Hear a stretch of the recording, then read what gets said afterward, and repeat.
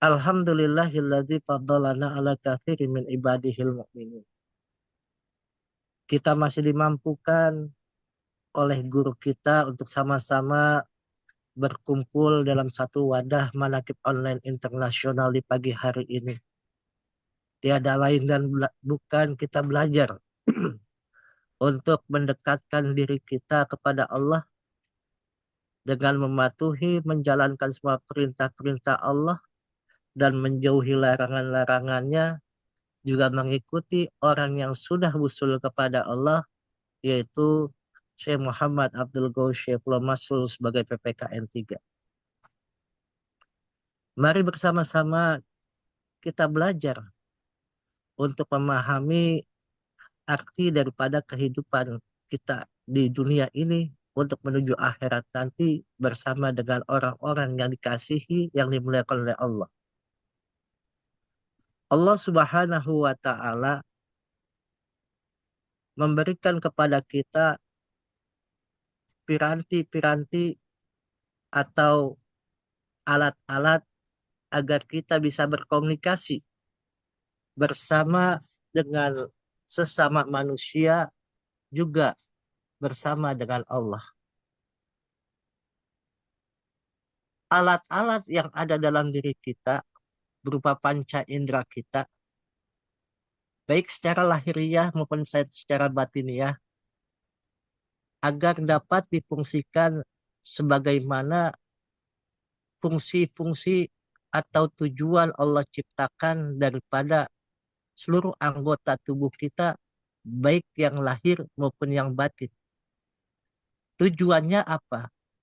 Supaya manusia mengenal dirinya, supaya manusia mengenal Tuhannya, agar mereka semua bisa kembali kepada Allah. Maka di sini manusia diberikan suatu ilmu dari Allah yang mana di mana mereka berbuat kesalahan, berbuat dosa, maka mereka selalu berusaha untuk bertaubat kepada Allah Azza wa Jalla. Maka dalam sabda Rasulullah Shallallahu Alaihi Wasallam, rawahu Muslim, mengatakan, ya ayuhan nas, tubu ilallah wastaghfiruhu, wa ini atubu ilaihi fil yaumi mi'ata marratin. Wahai manusia, bertaubatlah kepada Allah dan meminta ampun kepadanya. Maka sesungguhnya aku bertobat pada Allah dalam sehari 100 kali. Rasulullah bertobat kepada Allah dalam sehari semalam sebanyak 100 kali. Ikhwan akhwat yang dimuliakan Allah, bila kita perhatikan hadis ini, seorang yang mulia, seorang yang sudah dijamin oleh Allah bahwasanya ibadahnya tidak akan tertolak, ibadahnya diterima oleh Allah, dan sudah mendapatkan jaminan oleh Allah untuk mendapatkan kenikmatan yang Allah berikan nanti di yaumil qiyamah. Itu masih bertaubat kepada Allah. Maka guru kita memerintahkan seluruh ikhwan wal akhwat dengan banyak pertaubatan. Apa pertaubatan yang dilakukan oleh diri kita? Setiap habis sholat, kita beristighfar. Paling sedikit istighfar itu 6 kali dalam setiap habis sholat. Dilakukan sampai 5 kali, 5 waktu, berarti 30 pertaubatan. Ditambah dengan kalimat tauhid, kalimat la ilaha illallah adalah rajanya istighfar. Maka itu adalah jalan untuk kita bisa mengenali diri kita agar senantiasa bisa kembali kepada Allah. Maka baginda Nabi mengatakan, jadidu imanakum Bikasrati qauli la ilaha illallah. Perbaharuilah iman-iman kita semua. Iman manusia, iman makhluk Allah yang disebut insan. Agar mereka memperbanyak kalimat la ilaha illallah, maka Allah perbaharui iman-iman mereka. Maka kita melihat bagaimana pertaubatan-pertaubatan yang dilakukan semua para aulia-aulia Allah. Agar kita bisa mencontoh ibroh daripada perjalanan-perjalanan mereka. Rasulullah saja bertaubat kepada Allah dengan beristighfar kepada Allah minimal 100 kali dalam sehari semalam. Dan juga Allah berfirman dalam surat An-Nur ayat 31. Watubu ilallahi jami'a ayyuhal mu'minun la'alakum tuflihun. Dan bertobatlah kamu sekalian kepada Allah, hai orang-orang yang beriman, supaya kamu beruntung. La'alakum tuflihun. Maka siapapun ikhwan yang setiap harinya, setiap detiknya mengingat namanya, bertaubat kembali kepadanya, maka mereka adalah orang-orang yang beruntung, orang-orang yang mulia. Apalagi kita semua di bawah bimbingan seorang mursyid yang dikatakan jawara, jalma nuwaro. Jadi manusia yang betul-betul bisa menjaga dirinya, menjaga lisannya, menjaga seluruh anggota tubuhnya untuk tidak lalai kepada Allah. Maka kita dididik oleh jawara, mendidik jawara-jawara yang senantiasa bisa kembali kepada Allah dengan tujuannya menunjukkan bahwa kita semua manusia-manusia yang warok ke hadapan Allah. Masyarul ikhwan rahimakumullah.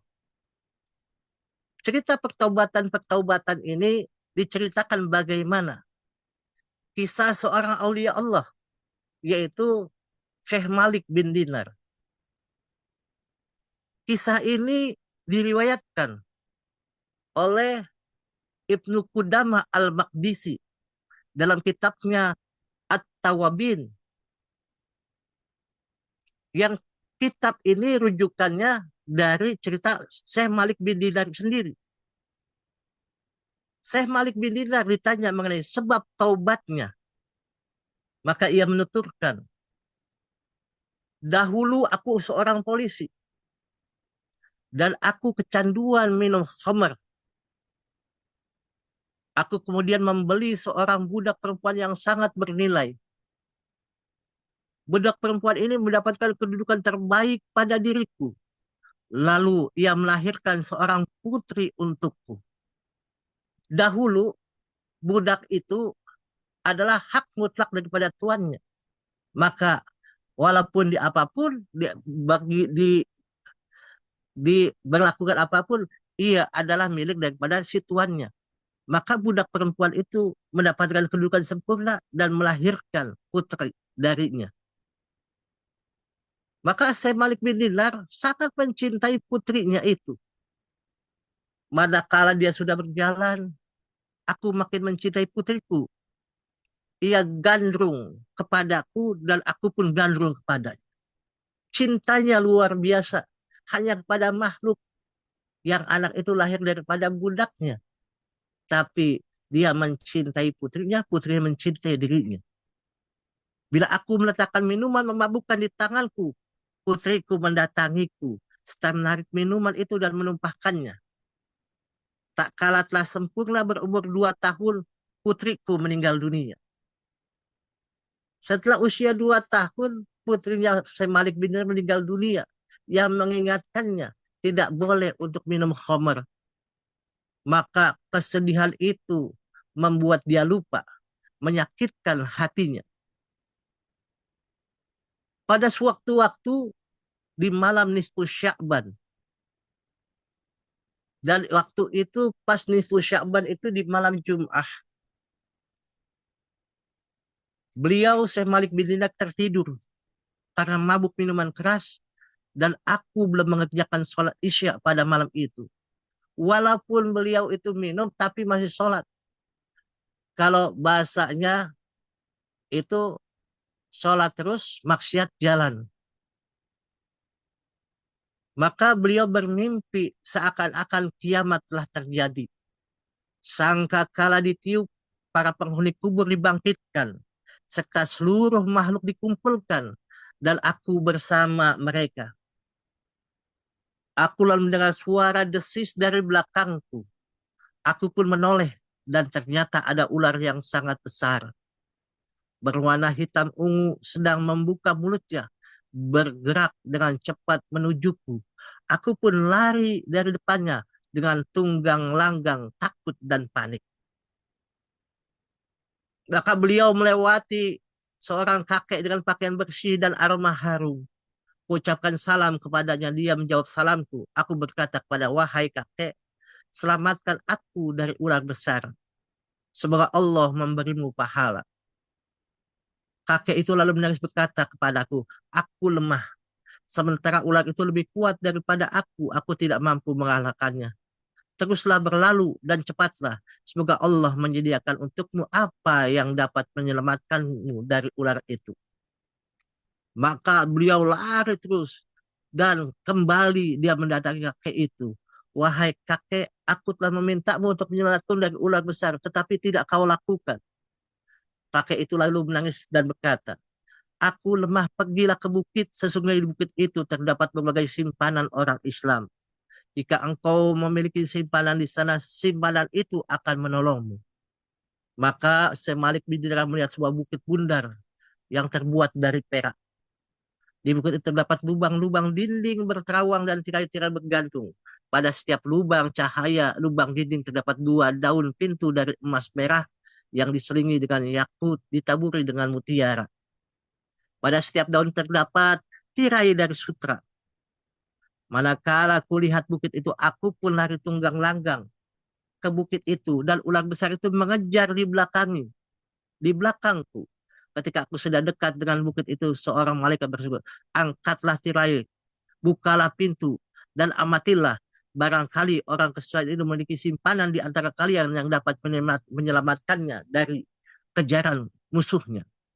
Tiba-tiba tirai terang angkat, pintu-pintu terbuka, dan anak-anak dengan wajah laksana bulan mengamatiku dari lubang-lubang itu. Sementara itu ular makin dekat kepadaku. Aku kebingungan dengan keadaan. Lalu sebagai anak kecil berkata, celaka kalian. Amatilah setiap kalian, musuhnya benar-benar sudah dekat dengannya. Mereka pun mengamatiku kelompok demi kelompok. Ternyata aku melihat putriku telah meninggal dunia. Ia melihatku dengan seksama. Lalu manakala melihatku, ia berteriak menangis, ayahku demi Allah. Kemudian melesat di atas piring cahaya seperti tembakan panah hingga berdiri di depanku. Ia julurkan tangan kirinya di tangan kananku. Lalu digenggamnya tangan kananku. Ia julurkan tangan kanannya ke arah ular besar itu. Lalu ular besar itu berpaling dan kabur. Ini menjadi suatu ibrah untuk kita. Bagaimana seseorang yang sudah ditinggal oleh anaknya, yang masih belum balik, bisa menyelamatkannya daripada apa siksa dari Allah Azza wa Jalla. Dan di sini anaknya berkata kepada Syekh Malik bin Dinar, wahai ayahandaku, belum tibalah waktunya bagi orang-orang yang beriman untuk hati mereka khusyuk mengingat Allah. Maka beliau menangis berkata, wahai putriku, kalian mengetahui Al-Quran. Ia menjawab, wahai ayahanda, kami lebih tahu daripada kalian tentang Al-Quran. Aku lalu berkata, kalau begitu beritahukan aku tentang ular besar yang hendak membinasakan itu. Ia menatukan itulah adalah amal burukmu. Engkau telah menguatkannya, sehingga ia ingin menenggelamkanmu dalam neraka jahanam. Aku berkata lagi, beritahukan aku tentang kakek yang kulewati di jalanku. Ia menuturkan, itulah ada amal solehmu. Engkau telah melemahkannya, hingga ia tidak mempunyai kekuatan melawan amal burukmu. Aku bertanya, wahai putriku, apakah yang kalian lakukan di bukit ini? Ia menjawab, kami adalah anak-anak orang Islam. Kami ditempatkan di bukit ini sampai kiamat terjadi. Kami menunggu kalian datang kepada kami, lalu kami memberi syafaat untuk kalian. Malik mengatakan, aku pun terbangun dalam keadaan takut dan di pagi harinya kutumpahkan minuman keras dan kupecahkan kediknya. Aku pun bertobat pada Allah yang maha gagah lagi maha agung. Itulah sebab tobat. Itu ada cerita Malik bin Dinar. Bagaimana Malik bin Dinar itu ditaubatkan oleh Allah, kembali kepada Allah dengan perantaraan dia mencintai yang Allah cintai, yaitu anaknya dari budaknya, putrinya yang dilahirkan dari budaknya. Ini menjadikan bahwasan seseorang yang mencintai orang yang dicintai oleh Allah, otomatis mereka mendapatkan keberkahan dari Allah. Apalagi kita semua yang mencintai guru kita, bukan cinta yang ada sebabnya, tapi cinta yang sepenuhnya karena Allah. Maka mereka akan mendapatkan kemuliaan dari Allah. Dan dengan tobatnya Malik bin Dinar itu menjadi ibrah untuk kita. Bahwasannya semua yang Allah berikan dengan kecintaannya semata-mata karena Allah, maka akan menguatkan dirinya untuk bisa beribadah, untuk bisa khusyuk ke hadapan Allah.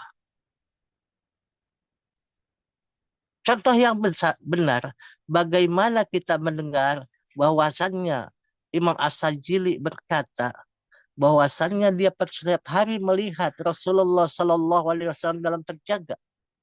Maka siapapun yang mengingkarinya, maka mereka mengingkari Allah Azza wa Jalla. Bahwasannya setiap manusia yang mendapatkan kemuliaan dari Allah bisa yahzotan melihat Rasulullah Shallallahu Alaihi Wasallam. Syekh Muhammad Abdul Muwaffiq As-Sajili atau dikatakan Imam As-Sajili melihat dalam keadaan jaga dan dalam keadaan tidur Rasulullah Shallallahu Alaihi Wasallam. Ia bercerita, aku berkata kepada Rasulullah Shallallahu Alaihi Wasallam, sesungguhnya orang-orang yang mendustakanku tentang kebenaran penglihatanku kepadamu, maka Rasulullah bersabda, demi kegagahan dan keagungan Allah, barang siapa yang tidak mengimani atau mendustakanmu dalam hal itu, ia tidak akan mati kecuali dalam keadaan Yahudi, Nasrani atau Majusi. Ini perkataan seperti ini disampaikan oleh guru agung kita, Pangersa Aba Aus. Bagaimana beliau menceritakan, demi Allah, kalau Ikhwan membawa tongkat, ingin tahu sebab musababnya untuk membawa tongkat dalam bermanakib atau dimanapun, pindah agama saja. Itu sesuatu yang luar biasa. Ini ada cerita bahwasannya dengan membuat tongkat merah putih ini ada seorang akhwat yang bermimpi. Bermimpinya apa? Ketika di dalam kesusahan, dalam mimpi tersebut, terhalang oleh jalan menuju tempat yang ingin dia tuju, melewati suatu hutan, hutan itu dijaga. Apa penjagaan ini mengatakan, yang bisa lewat sini hanya murid-murid Syekh Abdul Qadir. Dengan cirinya apa? Membawa tongkat merah, merah putih. Ini adalah tanda. Sekarang guru kita menyarankan untuk seluruh ikhwan, paling tidak untuk ciri bahwa mereka murid Syekh Abdul Qadir, ciri mereka murid Syekh Muhammad Abdul Ghaus Syekhul Maslul, rumahnya paling sedikit pintunya diberikan tanda, yaitu pintunya merah putih. Atau di depannya saja merah putih untuk menunjukkan bahwasannya kita ikut kepada orang yang dicintai oleh Allah, kita ikut yang melihat sesuatu itu hari, minggu, detik, tahun, menceritakan kejadian-kejadian yang akan terjadi pada detik, menit, jam, hari, minggu, tahun pada saat itu. Maka kita bersyukur kepada Allah. Sesungguhnya kita sudah diberikan jalan oleh Allah untuk bisa ikut kepada orang yang dicintai oleh Allah, yang tujuannya agar kita mendapatkan keberkahan limpahan dari Allah dengan orang yang betul-betul dikasihi, dicintai oleh Allah. Semoga Allah berkahi semuanya, segalanya, selamanya.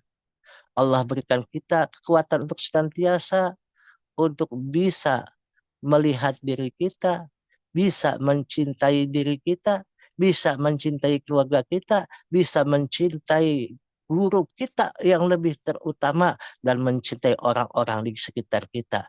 Menjadi hamba-hamba Allah yang lurus dalam pemikirannya, cerdas dalam akalnya, dan benar dalam segala perbuatannya. Berkah semuanya, segalanya, selamanya. Wallahul muwafiq ila aqwamit thoriq. Assalamualaikum warahmatullahi wabarakatuh.